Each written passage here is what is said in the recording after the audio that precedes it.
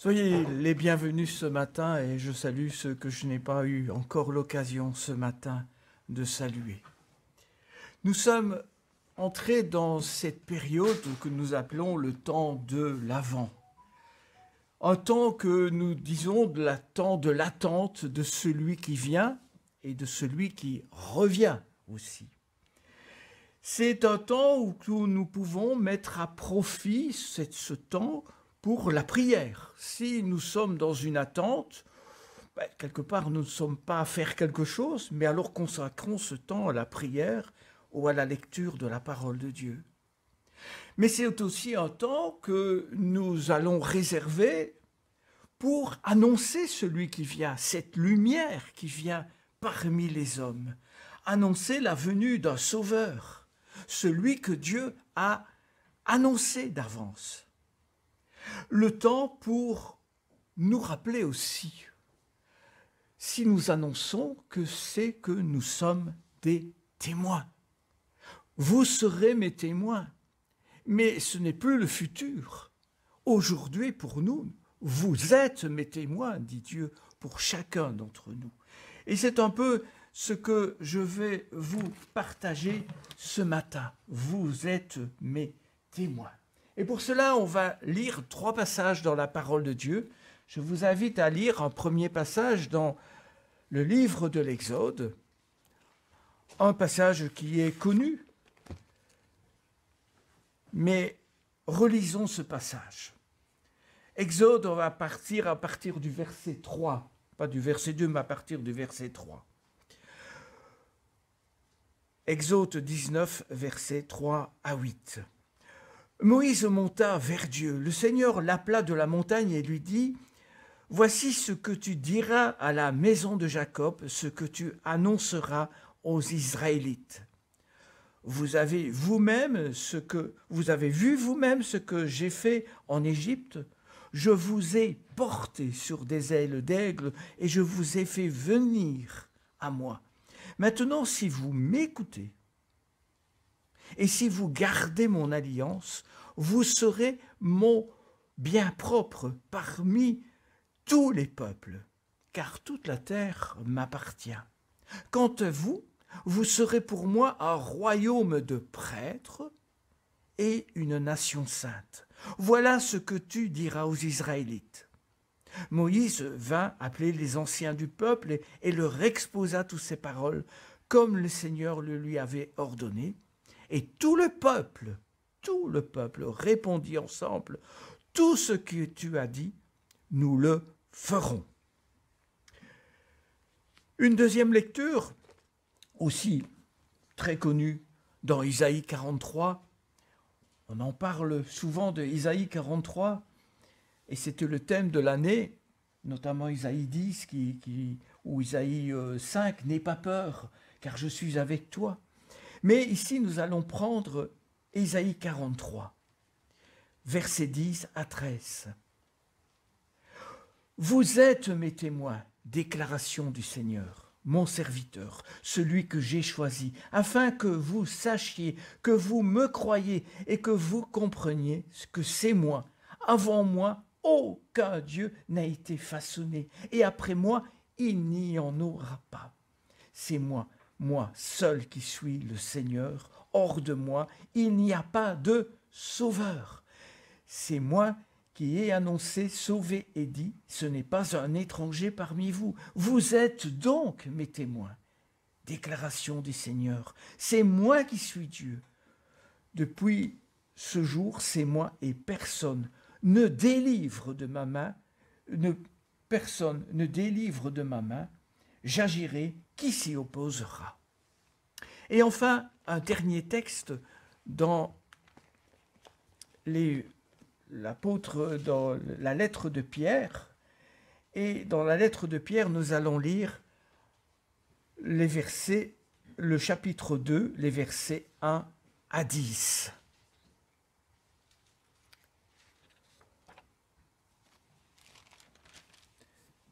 Pierre s'adresse à des églises qui se trouvent dans l'actuelle Turquie. On verra tout à l'heure. « Rejetez donc toute malfaisance et toute ruse, l'hypocrisie, l'envie et toute médisance. Comme des enfants nouveau-nés, aspirez au lait non frelaté de la parole, afin que par lui vous croissiez pour le salut, si vous avez goûté la bonté du Seigneur. Approchez-vous de lui, pierre vivante, rejetée par les hommes, certes, mais choisie et précieuse aux yeux de Dieu. Vous-même, comme des pierres vivantes, construisez-vous pour former une maison spirituelle, un saint sacerdoce, afin d'offrir des sacrifices spirituels agréés de Dieu par Jésus-Christ. Voilà ce qu'on trouve dans les Écritures. Je vais poser en Sion une pierre angulaire choisie, précieuse, et celui qui croit en elle ne sera jamais pris de honte. C'est dans Isaïe qu'on trouve ce texte. L'honneur est donc, le prix, le grand prix, est donc pour vous qui croyez. Mais pour les gens sans foi, c'est la pierre. C'est la pierre que les constructeurs ont rejetée, qui est devenue la principale, celle de l'encre.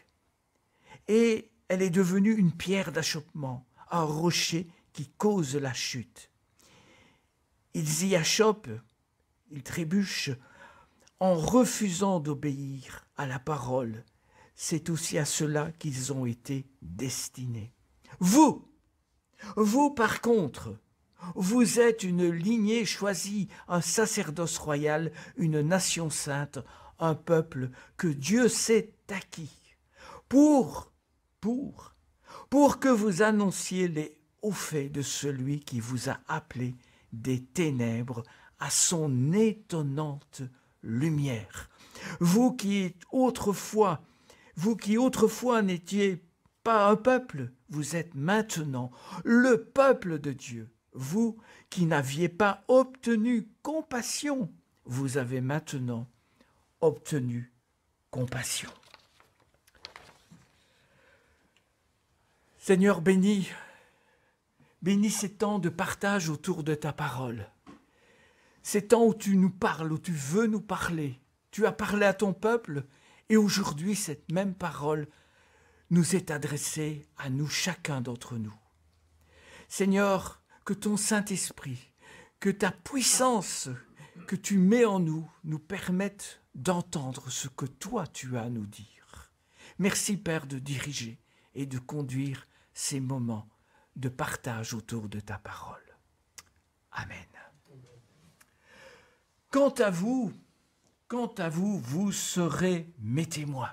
Alors, quand nous relisons l'Exode, tout à l'heure, nous avons relu l'Exode, Exode 3, il nous est dit au verset 5 et 6 que si vous m'écoutez, si vous gardez mon alliance, eh bien vous serez mon peuple.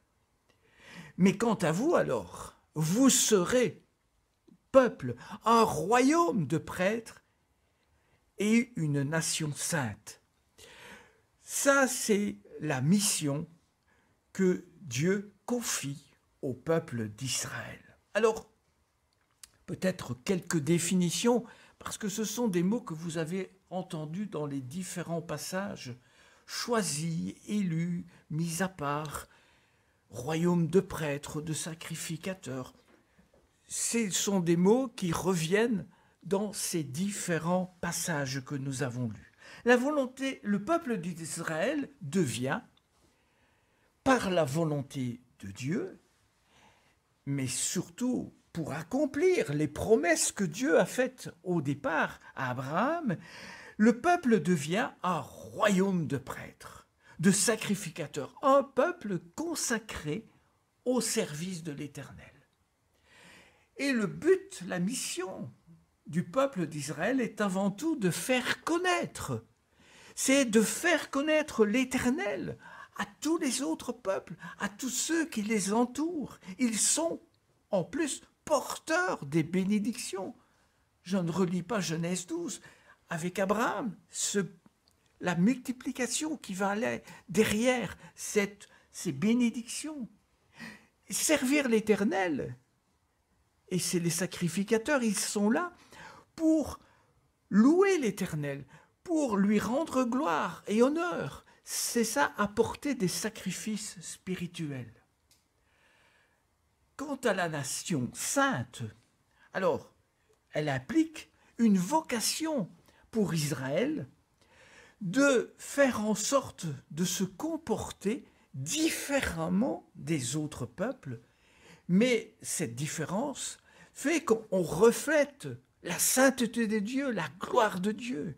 Ça, c'est la majesté de Dieu. C'est ça la mission que le peuple d'Israël reçoit de la part de Dieu. Une nation sainte, attention, ne signifie pas que tout à coup nous sommes saints ou que... Non, Israël ne devient pas saint de cette manière-là. Il n'est pas pur, il n'est pas sans tache. Nous sommes invités à aller sur le chemin de la sanctification. Et d'ailleurs, sainte doit être plutôt traduit par appelé, mis à part, élu, choisi. Mais choisi pas par des hommes, mais par Dieu. Et nous sommes tous appelés à cette sainteté, à ressembler à Christ. Ce qui est aussi un élément important quand Dieu en choisit son peuple, il faut relire aussi Deutéronome 7, 6 à 9. Dans ce texte, il nous est dit « Car tu es un peuple saint pour le Seigneur ton Dieu. Le Seigneur ton Dieu t'a choisi pour que tu sois son propre bien parmi tous les peuples. Ce n'est pas parce que vous surpassez en nombre tous les peuples que le Seigneur s'est épris. Ah, l'amour de Dieu s'est épris de vous et qu'il vous a choisi. Parce qu'en fait, vous êtes le plus petit de tous les peuples. Mais c'est parce que le Seigneur vous aime. Et parce qu'il a voulu garder le serment qu'il avait fait à vos pères, que le Seigneur vous a fait sortir du pays d'Égypte d'une main forte. Il vous a libéré de la maison des esclaves, de la main du Pharaon, du roi d'Égypte. Tu sauras donc que c'est le Seigneur ton Dieu, qui est Dieu.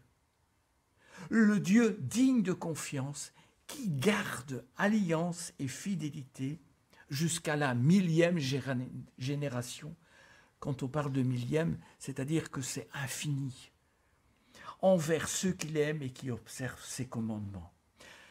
Vous relisez ce texte et vous pouvez l'actualiser pour nous, pour le peuple aujourd'hui.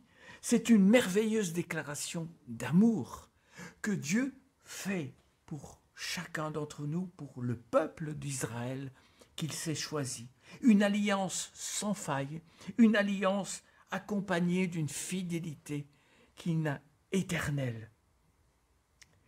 Toutefois, souvenez-vous que le texte disait, toutefois, si vous m'obéissez, si vous m'écoutez, si vous obéissez à mes commandements. Le peuple avait vécu et a vécu de merveilleuses promesses. Il reçoit des merveilleuses promesses.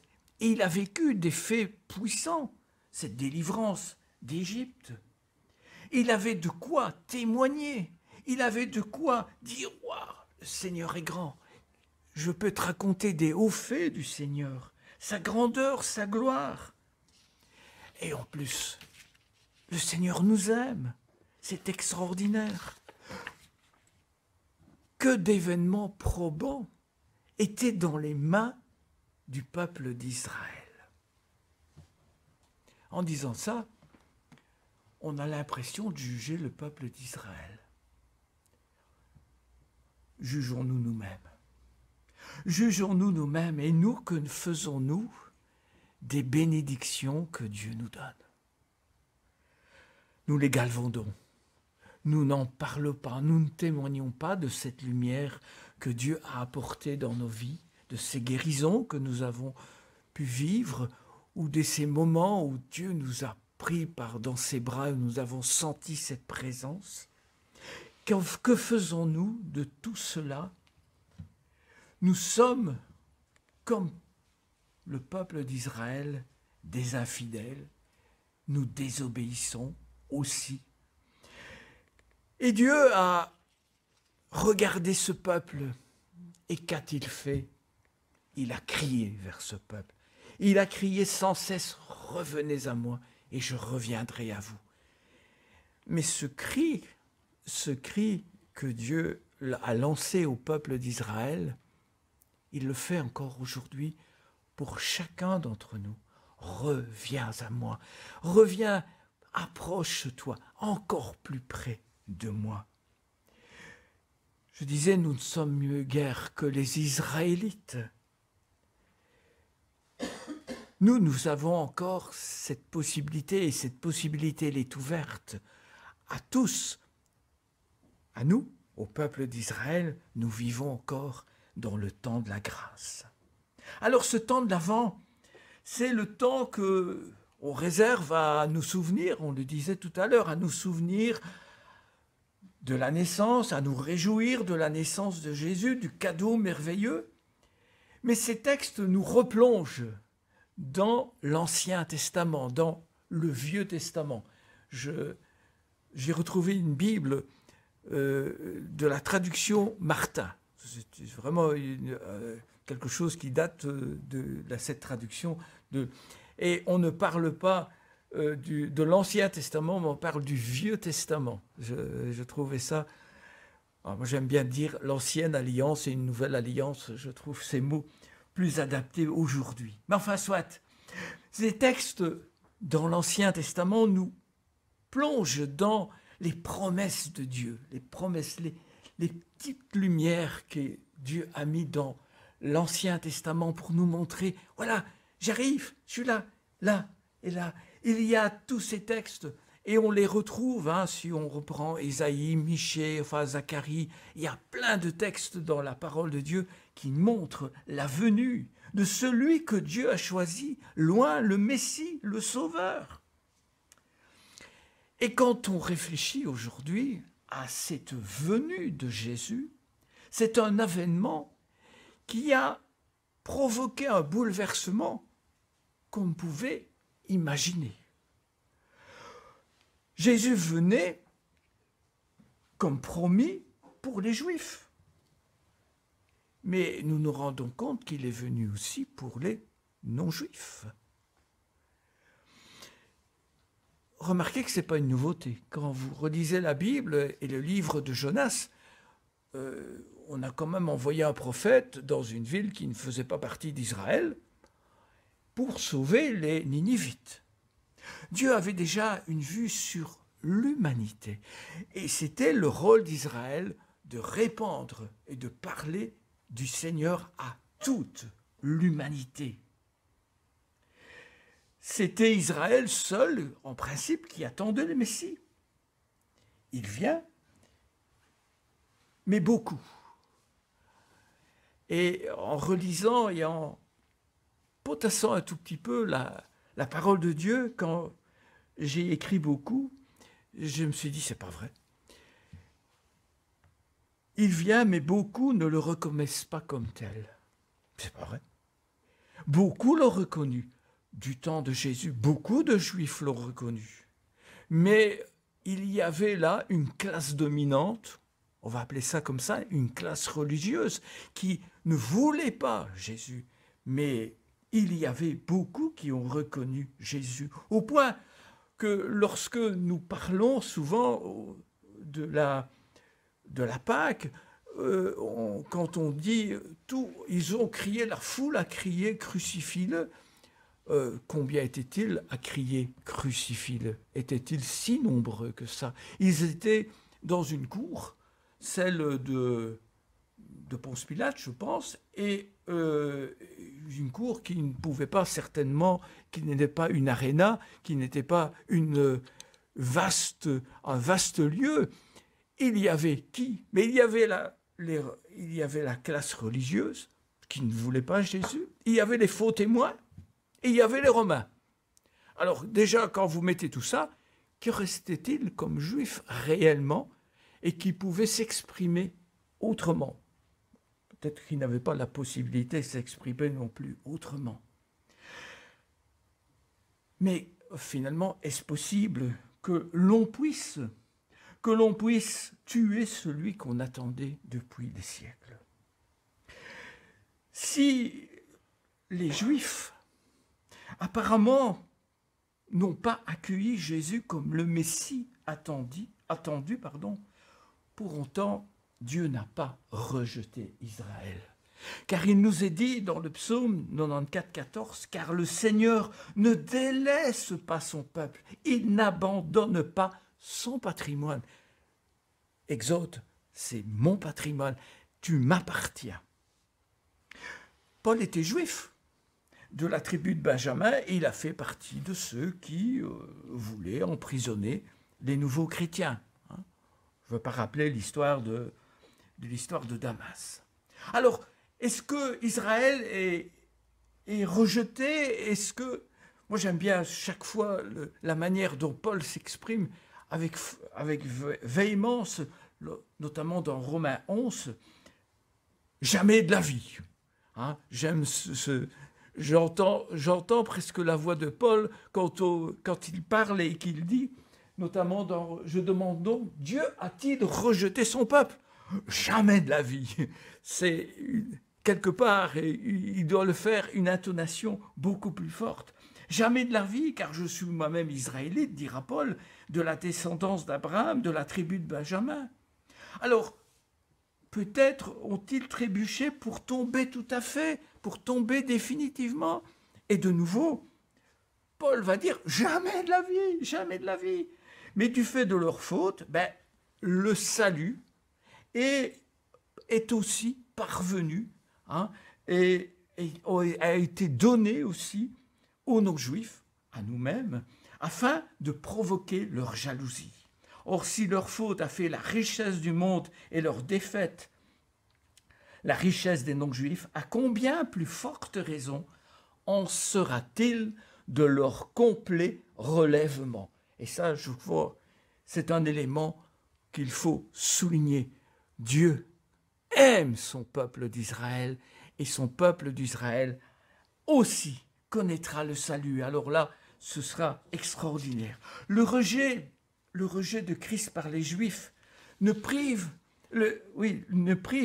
prive pas, les Juifs, d'espérance ou de salut. Pas du tout. Pas du tout. Mais à cause de leur désobéissance, eh bien, les non-juifs que nous sommes, nous avons l'occasion d'entendre aussi de la bonne nouvelle et de recevoir le salut.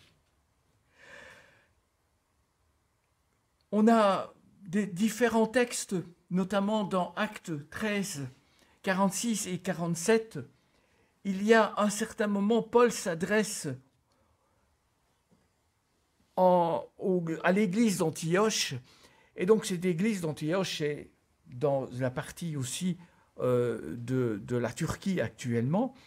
Et il leur dit, Paul et Barnabé, parlant aux Juifs, à ces Juifs-là, dire avec assurance, il était nécessaire que la parole de Dieu vous soit dite, à vous d'abord, Juifs. C'est à vous qu'elle était destinée, cette parole.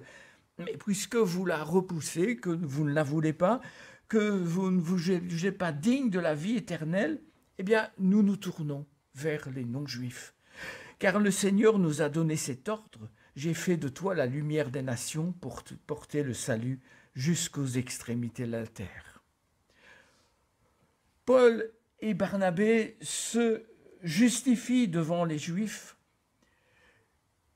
et il leur dit, la bonne nouvelle, c'était pour vous, mais vous l'avez rejeté. Depuis l'avènement de Jésus, Juifs et non-Juifs font désormais partie du même projet de Dieu.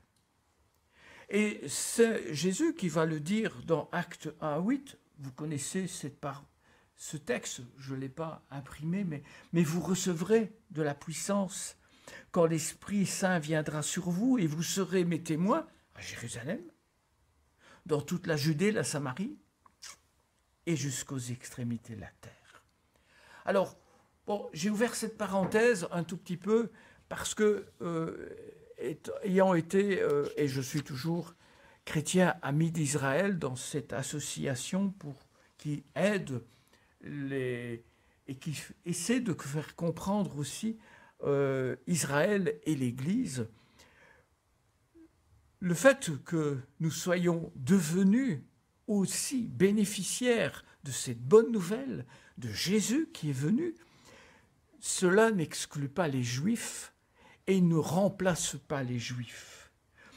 Et pour bien le comprendre, moi je ne vais pas l'expliquer, je vais me référer et vous référer à lire Romains 9, 10 et 11, et notamment Romains 11, qui explique parfaitement bien cette image que nous pouvons voir de l'olivier franc.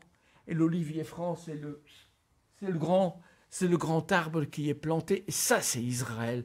C'est Israël.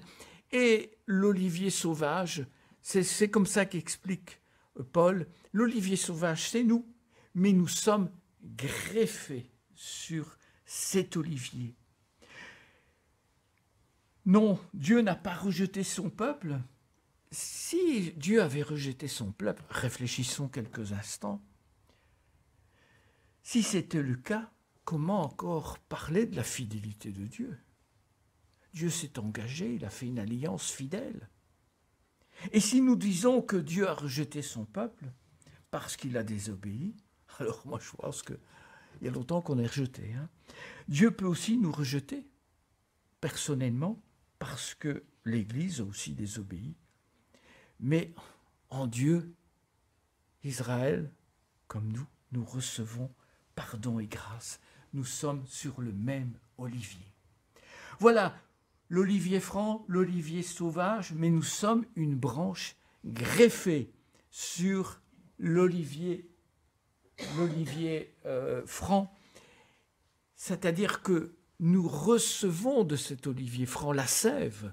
Et donc, c'est bien la preuve que nous avons besoin de cette sève qui vient aussi de l'ancienne alliance, de tout ce qui vient de Dieu. Et lorsque l'olivier est secoué, comme aujourd'hui Israël est secoué, mais nous aussi nous sommes secoués parce que nous faisons partie de cet arbre et de cet olivier, et d'autant plus secoués peut-être parce que ce qui arrive à Israël nous touche. La branche principale, c'est le peuple choisi de Dieu, le peuple d'Israël, la branche greffée, le greffon, c'est nous, ce sont les non-juifs. Mais nous faisons partie du même peuple, le peuple de Dieu. Ne nous trompons pas, je le disais tout à l'heure, des milliers de juifs et davantage sont devenus chrétiens, ils ont mis leur foi en Christ. Et je pense qu'ils sont plus nombreux que nous ne l'imaginons. À un certain moment, Paul est revenu à Jérusalem. Et quand Paul est revenu à Jérusalem, il s'est justifié devant je ne sais plus comment ça s'appelait, mais en tout cas les différents apôtres qui étaient là. Il a raconté ce qui se passait. Il a parlé des nombreuses conversions qui s'étaient passées là où il était. Mais ceux de Jérusalem lui ont répondu, « Tu vois, frère, Paul, combien de dizaines de milliers de Juifs sont devenus croyants? Et tous ont une passion jalouse pour la loi. » Pendant ce temps-là, il y avait des chrétiens, des Juifs, qu'on appelle aujourd'hui messianiques, c'est la manière de l'appeler, mais des Juifs qui sont devenus chrétiens. Alors, cet olivier, cette branche d'olivier greffée sur l'olivier franc, c'est l'Église. Et nous arrivons au texte que nous avons lu tout à l'heure de Pierre. Ces textes de Pierre qui s'adressent à des églises de Pont, de Galatie, donc de Cappadoce, d'Asie mineure, de Bithynie, bref, des églises de l'actuelle Turquie. Et donc, on peut supposer que là, il y avait une majorité de non-juifs, mais il y avait également des Juifs. Et que leur dit-il? Et que nous dit-il? Rejetez donc toute malfaisance, toute ruse. Nous avions dans Exode, si vous obéissez à mes commandements, si vous m'écoutez. Rejetez donc toute malfaisance, toute ruse, l'hypocrisie, l'envie, toute médisance, comme des enfants nouveau-nés, aspirés au lait non frelaté de la parole, afin que par lui vous croissiez pour le salut, si vous avez goûté la bonté du Seigneur. Devenez des hommes nouveaux.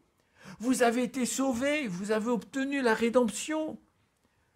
Mais si vous l'avez, c'est non par des œuvres, mais par le sang précieux de Jésus. Alors, mettez toute votre foi en Dieu. Toute votre foi, mettez-la en Dieu. Et ne restez pas là, mais approchez-vous de Jésus. Approchez-vous de Jésus. Il est une pierre vivante. Alors, une pierre vivante, c'est difficile, hein, à part dans des dessins animés, de voir des choses s'animer. Nous avons du mal d'imaginer une pierre qui vit. Et pourtant, c'est une pierre parce qu'on a besoin du roc pour s'appuyer dessus. Et cette pierre rejetée par les humains, certes, mais choisie. Et encore une fois, c'est ce que nous avons dit tout au début, choisie a un terme particulier, choisie et précieuse aux yeux de Dieu. Quand c'est choisi et précieux de Dieu, mis à part par Dieu, il a reçu l'onction. Trouvez les mots qui vous sont familiers, mais pour dire, wow, ça c'est vraiment quelque chose qui appartient à Dieu. Alors, ce temps d'avant nous rappelle que Dieu s'est approché, cette pierre s'est approchée de nous, et cette pierre, c'est Jésus. Alors, c'est bien, mais notre engagement maintenant, face à cette pierre, notre engagement, c'est de s'approcher de lui. Et vous-même, comme des pierres vivantes, alors vous êtes chacun des pierres aussi. Nous aussi, nous sommes des pierres vivantes, des pierres qui sont remplies de la vie de Christ, de la vie que Christ a mis en nous. Et ce n'est pas une vie n'importe laquelle, c'est une vie qui est remplie de puissance, une vie qui ne se centre pas sur elle-même, mais une vie qui est communicative, une vie qui crée des liens, une vie qui se veut fraternelle, une vie qui se veut à l'amour des uns pour les autres, le soutien des uns pour les autres, une vie qui nous demande de prier les uns pour les autres, d'aider son prochain, une vie nourrie par Christ et par tout ce que Christ a pu nous donner comme chose dans témoignage dans son propre ministère. Une vie sur laquelle nous devons bâtir, une pierre angulaire sur laquelle nous devons bâtir. Cette pierre que Dieu a dit, sur laquelle il a dit, cette pierre, c'est mon fils bien-aimé en qui j'ai mis mon affection. Alors quand les pierres se rassemblent, et c'est parfois ce qui nous attriste quand nous voyons des personnes qui un jour ont reconnu le Seigneur et puis on ne les voit plus, ces pierres qui restent seules chez elles et qui n'ont pas ce besoin de s'approcher, mais ce sont des pierres qui meurent, comme ces charbons, quand ils sont dans le feu, sont rouges, mais dès qu'on les retire, ils redeviennent noirs. Eh bien, ces pierres, quand ces pierres vivantes se rassemblent, alors elles forment une maison spirituelle. Et nous appelons ça, pour nous, l'Église. Mais c'est ça.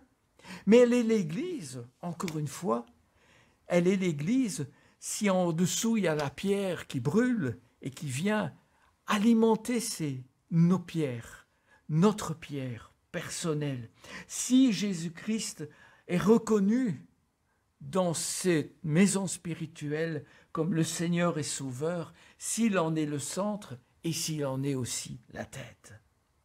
Cette pierre angulaire doit être le fondement de notre vie. Nous devons bâtir notre vie sur le roc, sur Jésus. Et c'est un texte que nous connaissons et qu'on a lu tout à l'heure. En Sion, dira le Seigneur, j'ai bâti une pierre angulaire choisie, précieuse. Celui qui croit en elle ne sera jamais pris de honte, ne devra pas se hâter, ne devra pas fuir. Au contraire, elle doit rester sur cette pierre parce qu'elle trouvera secours et force sur cette pierre. Le texte nous dit, mais pour les gens sans foi, pour les gens qui ne veulent pas, disons, aller plus loin. Je voyais une image qui avait été reprise, notamment pour le rugby. On a eu en France assez bien de rugby. C'est bien de marquer un essai, mais il faut le transformer. Et souvent, on marque l'essai, mais après, on s'arrête, on ne va pas le transformer. Et c'est l'image qu'il faut essayer de comprendre quelque part. Il y a les gens qui font le premier pas, mais le deuxième pied reste, la deuxième jambe reste derrière. Pour les gens sans foi, la pierre est devenue presque une pierre d'achoppement, un rocher sur lequel on vient trébucher, et on refuse de s'appuyer sur cette pierre. Tout simplement, il y a en l'homme le refus du divin. L'humain refuse le divin parce qu'il veut rester maître. Il veut rester maître, il se croit maître. Au verset 12, au verset 9 et 10, j'étais trop loin, pardon. Au verset 9 et 10, vous par contre, c'est-à-dire vous qui croyez, vous qui avez mis votre foi en Jésus, vous qui confessez que Jésus est votre Seigneur et Sauveur, vous êtes une lignée choisie. Dans vos Bibles, vous trouverez une race élue. Il y a différentes traductions qui sont proposées. Moi, j'ai retenu, j'aime bien une lignée. Pourquoi ? Parce que je vois l'olivier franc et je vois le rejeton et je vois une ligne. Donc ça, c'est purement personnel. Qu'importe. C'est l'image de cette branche d'olivier sauvage qui vient se greffer sur l'olivier franc. Et cette lignée inclut toutes les races du monde. Wow. C'est l'étendue totale, toutes les races du monde sans distinction. Un Dieu d'amour ne met pas de limite. Il ne fait pas de différence. Quand il regarde, c'est le cœur qu'il regarde. C'est le cœur que Dieu sonde. Quelle que soit notre race, nous sommes frères et sœurs en Christ, parce que c'est Dieu qui nous a choisis, parce que c'est Dieu qui nous a prédestinés. Nous sommes un peuple, un nouveau peuple, un peuple que Dieu a choisi, à l'image de la prophétie d'Ésaïe que nous avons lue tout à l'heure, mais lorsque nous avons lu, je vais reprendre quelques textes, Ésaïe 43. Dans ce texte, il nous est dit, ne vous rappelez pas, le passé ne considérera plus ce qui est ancien. Je fais du nouveau. Dès maintenant, cela germe, ne le savez-vous pas? Je mettrai un chemin dans le désert et des fleuves dans la terre aride. Les animaux sauvages me glorifieront, les chacals comme les autruches, car je mets de l'eau dans le désert, des fleuves dans la terre aride, pour faire boire mon peuple, celui que j'ai choisi. Le peuple que je me suis façonné dira ma louange. Alors, ce texte, j'ai souligné boire mon peuple, celui que j'ai choisi, le peuple que je me suis façonné. Lorsque je lis ce texte, je ne peux pas m'empêcher de voir l'histoire de Jésus avec la Samaritaine au bord de ce puits. quand Jésus lui dira « Celui qui boira de cette eau que je lui donnerai n'aura plus jamais soif. L'eau que je lui donnerai deviendra en lui une source d'eau vive qui jaillira pour la vie éternelle. » Ces textes que nous avons lus dans Isaïe 43 a ici été une prophétie accomplie pour le peuple d'Israël quand il est revenu sur ces terres en 1948 et que lorsque l'on voit tout ce qui s'est passé, cette irrigation, cette eau réelle, mais une eau de la Société wallonne des eaux, c'est cette eau, mais ici, c'est une eau tout à fait différente, cette eau qui vient de Dieu et qui nous nourrit. Mais il nous est dit, c'est le peuple que je me suis façonné dira ma louange. Autrement dit, sera témoin. Nous sommes témoins et aujourd'hui nous sommes porteurs de cette eau vive. Une lignée choisie, un sacerdoce royal, un royaume de sacrificateurs. Alors, c'est en tout cas aussi quelque chose, le sacrificateur dans l'Ancien Testament. Je ne vais pas revenir sur ces différents sujets, mais sachez qu'aujourd'hui, dans le Nouveau Testament et si on lit l'Épître aux Hébreux, la mission du sacrificateur n'est plus réservée à une tribu ni à quelques personnes, elle nous est attribuée à chacun. Nous sommes tous sacrificateurs. Apocalypse 5, 9, car tu as été moulé tu as acheté pour Dieu par ton sang des gens de toute tribu, de toute langue, de tout peuple, de toute nation. Tu as fait d'eux pour notre Dieu un royaume de prêtres et de sacrificateurs. Nous sommes tous porteurs du témoignage, d'annoncer la parole autour de nous. Le rôle du sacrificateur dans l'Ancien Testament et le rôle aujourd'hui, il est le même. Il doit annoncer qui est Dieu, ce que Dieu fait, ce que Dieu a fait, annoncer les hauts faits. Et aujourd'hui, c'est celui que nous pourrions faire pendant ce temps de l'Avent, annoncer le plus beau cadeau, Jésus-Christ. Annoncer que Jésus est venu sur terre pour délivrer les hommes du châtiment de leurs péchés et de les réconcilier avec Dieu. Jésus dira, « Vous serez mes témoins, les porteurs de cette bonne nouvelle, afin de faire de toutes les nations des disciples. » Nous ne sommes pas seuls. Ce n'est pas une personne qui est principalement visée dans l'Église à faire ce message de témoignage. Nous sommes tous engagés comme témoins, ambassadeurs. Nous avons reçu pour cela une puissance. On ne va pas revenir sur la Pentecôte.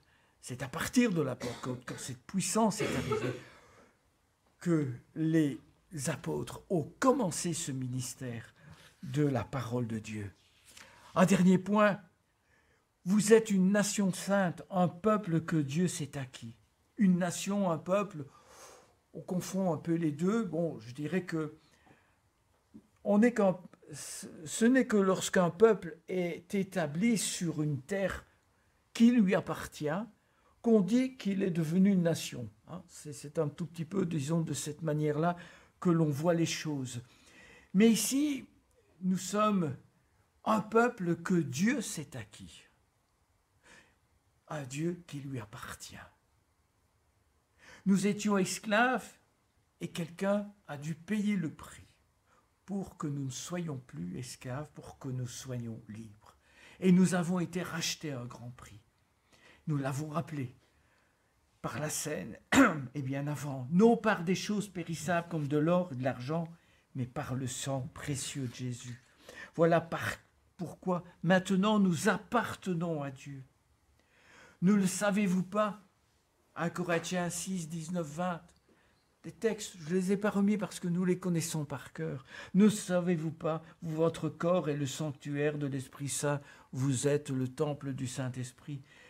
Le Saint-Esprit qui est en vous, et vous tenez de Dieu. Vous ne vous appartenez pas à vous-même. car vous avez été achetés à grand prix. Glorifiez donc Dieu dans votre corps. Nous, chrétiens, certes disséminés tel un peuple sans pays, nous ne sommes peut-être pas une nation, mais aux yeux de Dieu, nous sommes son peuple. Et il nous reconnaît, lui, comme une nation sainte, mise à part. Alors, heureux ceux qui sont devenus, par la grâce de Christ, une nation sainte, qui font partie de cette nation sainte, du peuple acquis par la nouvelle alliance. Souvenez-vous donc de ceci.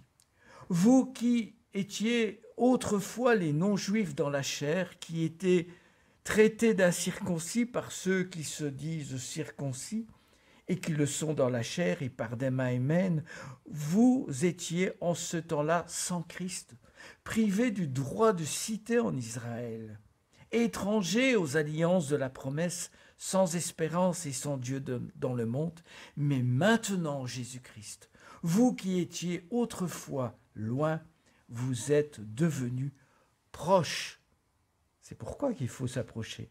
Vous êtes devenus proches par le sang de Christ. Éphésiens 2, 11, 13.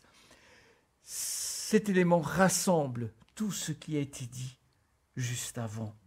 Nous ferons partie de cette foule immense qui est mentionnée dans l'Apocalypse. Il chante un chant nouveau en disant « Tu es digne de recevoir le livre et d'en ouvrir les sceaux, car tu as été immolé et tu as acheté pour Dieu, par ton sang, des gens de toute tribu, de toute langue, de tout peuple, de toute nation. Tu as fait d'eux, pour notre Dieu, un royaume et des prêtres, et ils régneront sur la terre. » Nous pourrions nous arrêter et se dire « Waouh, c'est formidable, nous sommes une lignée, nous sommes un sacerdoce royal, nous sommes un peuple acquis, nous sommes une nation sainte.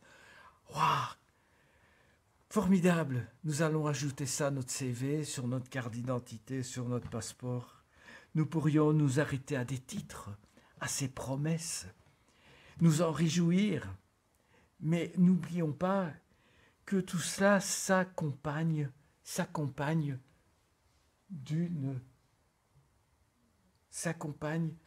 d'une volonté de Dieu, d'un ordre de Dieu. Et nous trouvons cet ordre au verset 10. Vous n'étiez pas mon peuple, maintenant vous êtes le peuple, vous qui n'aviez pas obtenu qu'on... Ah, je n'ai pas mis... Mais voilà, non, pardon, je n'ai pas mis le texte, mais je vais vous le redire, ce texte. Vous qui étiez autrefois... Pardon. Excusez-moi. Ah voilà, j'ai retrouvé, c'est bien celui-là. Vous pouvez avoir reçu tous les titres que vous voulez, mais pour que vous annonciez les hauts faits, pour que vous annonciez, c'est là que se trouve réellement l'engagement qui nous est demandé. Vous devez vous engager à être des témoins, ne pas vous taire, mais être des témoins. Voilà pour que vous annonciez les hauts faits de celui qui vous a appelé des ténèbres à la lumière. Alors nous sommes appelés à témoigner. Il y a ceux qui ont marqué un but, mais qui ne l'ont pas transformé, et puis les autres, et c'est nous. Les autres, par contre, nous étions plongés dans les ténèbres, mais maintenant nous vivons dans la lumière. Nous n'étions pas son peuple, mais aujourd'hui nous sommes le peuple de Dieu. Nous n'avions pas obtenu miséricorde, mais maintenant, oui, nous avons la miséricorde. Alors, une déduction logique s'impose. Il est impossible que nous gardions pour nous-mêmes de telles bénédictions. C'est la volonté de Dieu. Nous sommes appelés à la lumière de Dieu. Nous sommes inévitablement appelés à refléter cette lumière autour de nous. Ne pas la mettre sous le boisseau, mais au contraire, qu'elle éclaire. Il faut que nous soyons des témoins actifs, des témoins en action. Alors, permettez ce petit jeu de mots, en ce temps de l'Avent, c'est le temps pour nous témoins d'aller de l'avant. Amen.